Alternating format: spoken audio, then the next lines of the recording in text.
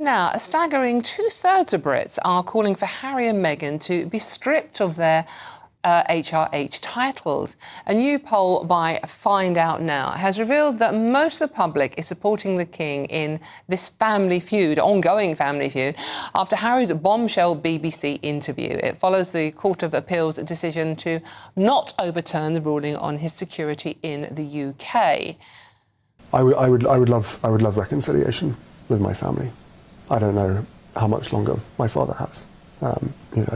He won't speak to me because of this security stuff. But it would be nice to reconcile. If they don't want that, that's entirely up to them. In response to Prince Harry's allegations, Buckingham Palace have actually released a statement, which is very unusual, to be fair. All of these issues have been examined repeatedly and meticulously by the courts, with the same conclusion reached on each occasion. OK, well, I'm joined now by royal commentator Caroline Aston. Caroline, this interview, it may have happened, a day and a half ago now, but it's not going away, is it? I mean, Harry's digging an even bigger hole for himself here. Well, I think he's dug so deep now, he'll strike water any day now. I mean, the problem here is, of course, well, let's just look at the words of Sir Geoffrey Voss, the Master of the Rolls, the second most senior judge in the country, when he summed up this whole issue and said he quite accepts that the Prince feels aggrieved, frustrated, that he's been badly treated, but at the end of the day, that's not the basis of sound legal argument. So he dismisses the appeal. That really says it all. So then we have this interview with the BBC, which incidentally was meant to last for 10 minutes, and he was allowed to speak for over 30. And of course, it put me very much in mind of the Oprah Winfrey interview, where all of the accusation, the prosecution case, was presented, but there was no defence, not once. And the BBC has apologised for this. Did they bear down on some of the points he made, like this establishment kind of controversy plot that he's putting forward? He paints a picture of shadowy influences aimed at bringing him down. But I'll just say this to you. If you work for a firm, you sign on and accept the terms of employment, then after a while decide that job's not for you, you want to do something different.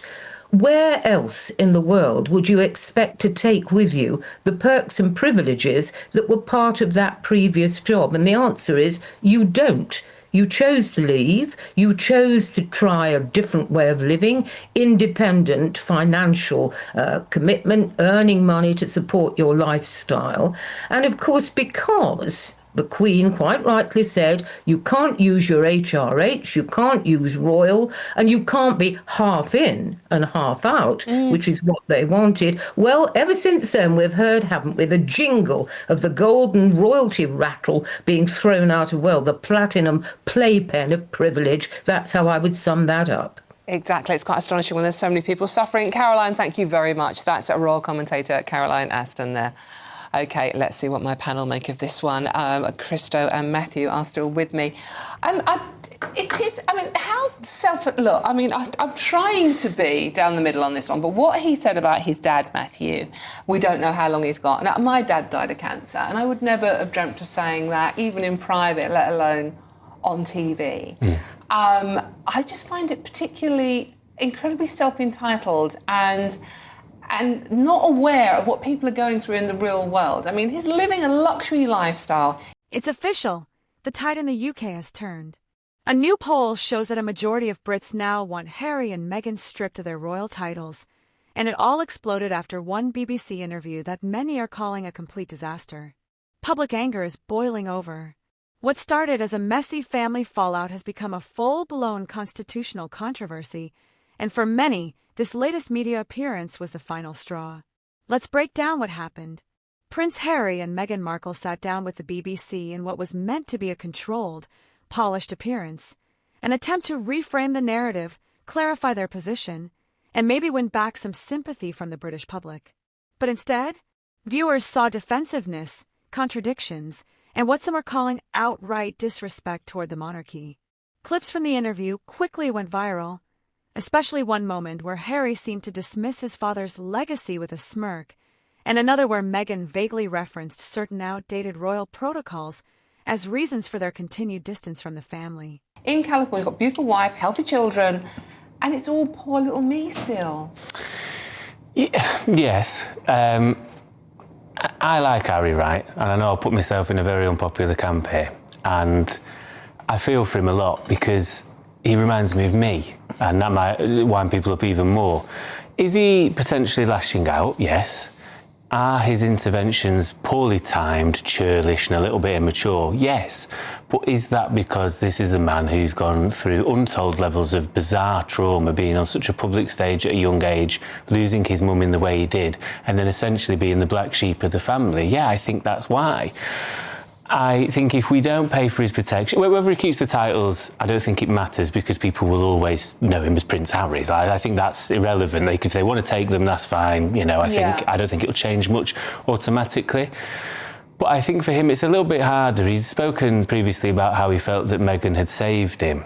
And he's undergone, a lot of counselling and sort of finding himself because he was always one that acted out. We saw him dressing up in Nazi uniform many years ago. He was playing strip poker and got caught out years ago. He was always a little bit rebellious, and probably because, I would say, if I look at my own experiences, William will have been the favourite child because he was going to be king, and he therefore didn't really have a role. And as much as it's luxury trappings and people will look and go, what a great life these people have, the levels of scrutiny and privacy you get, are bizarre. And I imagine he does want a reconciliation, but it's not as easy as when I picked up the phone to my mum and dad eventually, even though I thought I was right. They have their own people. You get messages blocked. They've spoke before about how the king won't even have control over his own diary. And it wouldn't surprise me if there was people blocking him, trying to reach out potentially. Interesting. So you're going down the lost and lonely young man who's coping with trauma in the past. What do you make of it, Christo? I mean, lost and lonely young man, isn't he? I think he's 40 he's 40 now. He's 40. To me, he's young. Okay. He's duplicitous, self-centred, vile, disloyal hypocrite. He really is. I'm sorry, I loved Harry. I loved it when Meghan joined the royal family. I really did. I loved it when she first wore tights because, that's what you do when you become a royal lady. Do you remember when she first wore tights at what then Prince Charles's birthday? It was, we were all so overjoyed when we paid millions for their wedding. And then what he's done since then is slowly but surely chip away at the crown and the validity of the crown and the credibility of the crown. And not only did he accuse his family of racism whilst both the Queen was suffering, the late Queen was suffering dreadfully, but also the late Prince Philip, but also now he goes on once again and gives another interview giving private information and expects to be the victim. News. First up, the freshly elected Canadian Prime Minister Mark Carney, formerly of this parish, of course, announced that Their Majesties King Charles and Queen Camilla will attend the state opening of Canada's Parliament. Mere hours later, though, that news was forgotten when Prince Harry's interview with the BBC was released, where he revealed that he wants reconciliation with his family, adding that he didn't know how long his father had left. Extraordinary stuff. Well, the row has rumbled on today, with the Mail on Sunday saying that the backlash continues, indeed grows. Well, the Daily Mail's Robert Hardman, author of Charles III, The Inside Story, joins me now on the sofa. Thanks indeed for being with us. Before we get on to the Harry stuff, because there is a lot to discuss there, I think it is right and proper that we talk about the invitation for the King to read the speech, to sit on the throne, to open Canada's Parliament for the first time in decades. The backlash was swift. Hashtags like hashtag strip the titles and hashtag not my Duke and Duchess started trending within hours. Opinion polls released just days later showed a clear shift. A majority of British citizens now believe Harry and Meghan should no longer hold the Duke and Duchess of Sussex titles. One royal commentator even said, "If you actively criticize the institution, undermine the crown, and profit off royal connections while living abroad, you shouldn't get to keep the titles that come with it." And honestly, many agree. This isn't just about personal drama anymore. It's about the integrity of the monarchy.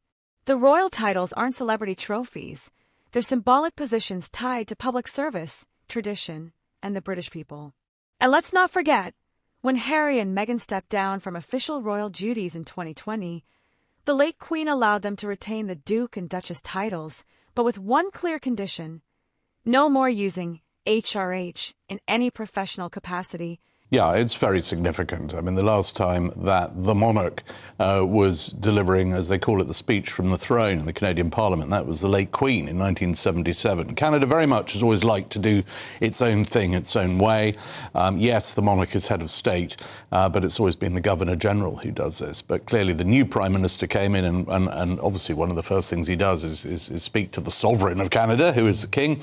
And so the King has been invited and he will act on the advice. This has nothing to do with the British government.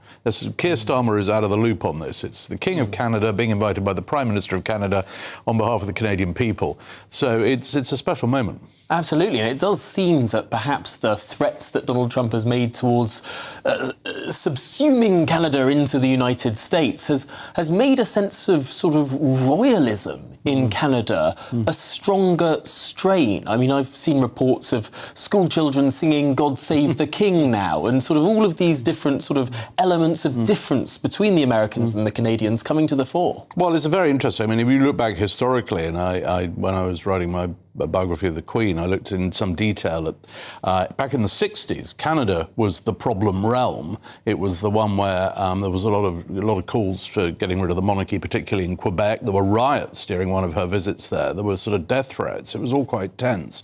And then suddenly you had the Watergate scandal in the US in the early 70s, and suddenly Canadians thought, hang on, this is what sort of marks us out from the US. We rather like being a realm, having a monarch, not having a president who gets into trouble. And since then, it's been a very close bond. I mean, the King loves Canada. He's been there, I think, more than to any other realm. This will be his 20th visit. It's a sort of very comfortable, understated relationship. It's just always been there. But when there are these stresses, I mean, for example, we were about to mark VE Day. I mean, when we declared war, who's right in there, right at the start, when everyone else is dithering around? It's the old realms. It's Canada, Australia, New Zealand, the sort of the oldest, strongest, toughest allies. I mean, all through the war, Canada, their losses were colossal. D-Day, who got further than anyone else on D-Day behind into German-occupied territory? Canada. So, I mean, those bonds run incredibly deep. And we'll get that. That the King, despite his illness, has had an incredibly busy travel schedule in his first couple of years in the job. He seems to have travelled far more than any, well, I was about to say than any previous, of course, we had for 70 years one monarch. But he does seem to be someone keen on travelling, particularly to those realms and territories. Well, I think he probably would have gone to Canada sooner had it not been for his illness. So it's quite timely. I mean, I think the original hope was that he'd go last year, in which case he would have been there before the Canadian election and before the Trump election. So this puts it in a completely different light. But yeah, he is very conscious. He's not just king of this country, he's king of 14 other countries. I mean, there's just been an election in Australia this weekend. I mean, now there's a Republican Prime Minister there, but one along with whom the king gets on perfectly well. So we are obviously consumed with our own politics here, but there's a hell of a lot for the king. It's sort of, right, what's going on in all my other realms? It's quite a busy weekend for him. Interesting to see that Donald Trump featured a bit in the Australian election as well. And again, the Conservative leader in Australia lost his seat, just like the Canadian Conservative leader. We must move on because Harry has been on the airwaves. Prince Harry has made several incredibly newsworthy and remarkable interventions. First of all, he's sort of putting the blame on the strain of the relationship on the king. He says, my father won't speak to me, which, I mean, is talk about getting it slightly wrong. The reason the king doesn't speak to Harry, it's not because he won't speak to him, is he can't speak to him, because Harry is suing the king's ministers in the king's courts, and the king is what they call the fountain of justice. And absolutely no interference in royal matters. Yet since then, they've released documentaries, podcasts, memoirs, even fictionalized content that many say paints the monarchy as cold, out of touch, or outright racist. So now the question is this: how long can the crown allow this to continue? Should they really get to keep the titles while bashing the institution that gave them in the first place? Some MPs are now even calling for legal measures to allow Parliament to intervene and strip the titles directly if the palace won't do it themselves.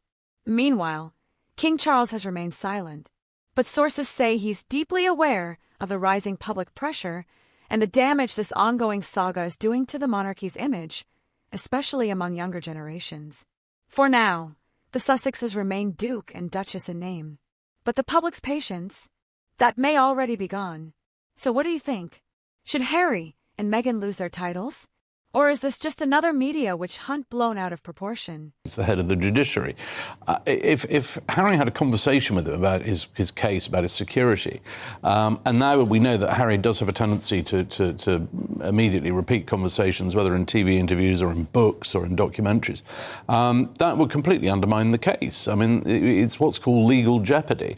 When you've got the King's son suing the government, he's said he's now no longer going to pursue it through the courts. He's talking about an establishment stitch-up, but he's still lobbying the Home Secretary to get her on side. The King just can't go anywhere near this. I mean, this is sort of toxic territory for a constitutional monarchy who's head of the judiciary. So he can't talk to his son. Even now that the legal side of things has wrapped up, I mean, does that open a door? Well, it has wrapped up because he says he's writing to the Home Secretary. He wants the government to reopen the time this. in the courts has wrapped up, which would be the biggest point of Well, we think it has. I mean, it's hard to tell because, I mean, he in the earlier part of his interview, he talked about how I realise I'm not going to get anywhere through the courts. I wish someone had told me that. Well, I mean, clearly his lawyers would have told him that. He's effectively sort of thrown his lawyers under the bus saying, well, they didn't tell me I might lose. So I think, we still don't really know where this is going. But quite apart from the legal angle, and that is the hard constitutional position when it comes to relations between Harry and his father, who, by the way, of course, would love a reconciliation with his son. I mean, it goes without saying. But aside from that, you've got the trust issue. And any conversation could be a second edition of a book. Well, not only that, but I mean, is it going to be an accurate reflection of a conversation? Because I mean, Harry's book, which is an extraordinary memoir. I mean, it's a hell of a read. It's the most extraordinary royal memoir I've ever read, I think. But also within it, it's got conversations completely muddle up, events that happened that didn't happen. I mean, so there is this issue. But I think a thrilling work of fiction. I think if Harry could, yes. Well, I mean, to be fair to him, I mean, there's some. It's very moving. It's very powerful in parts. Harry suffered a great deal. There's no question about that. Yeah. But when you have things like where he paints this picture of how when the Queen Mother dies, he's told this sad news by a flunky, and he's alone at school, and it's all rather miserable. You think, no, you were with your father on a skiing holiday in Switzerland. I mean, it's completely wrong. So you've got. I think if he can just lose, drop all the litigation, get through that stuff, and stop. Regaling the rest of us, and fascinated though we all are, obviously, with what's going on between the family, then I think you can start to rebuild some sort of bridge. Now, one final point, of course, is some extraordinary words that I think must have taken a lot of people aback when they heard it, which was Prince Harry said he wasn't sure how much time his father had left. I mean, what a thing to say. Yeah, I think that was remarkably. Well, I just like so much when Harry does his interviews. I just don't think it's thought through. I mean, clearly there hasn't been a great deal of communication, but I think just to sort of throw that out there, yes. I mean, people will think, oh golly, that's insensitive. I just think it's just rather he's just been ill prepared. I mean, you could tell he was very emotional in that interview. There was a lot of this was initially it sort of starts out as quite a legalistic interview. It's all about a sort of court ruling, and then suddenly it's sort of conflated with lots of other issues. So, I think looking back on the interview, I suspect that was something he wishes he had not said. Well, I think that's something to think on. Well, Robert Hardman, thanks so much for talking through all of those issues. It's been a busy royal time in the news. Drop your thoughts in the comments. I want to hear from you. And if you're following the story like I am, make sure you hit like, subscribe, and ring the bell, because this isn't just royal gossip. This is a public reckoning with real consequences. Thanks for watching.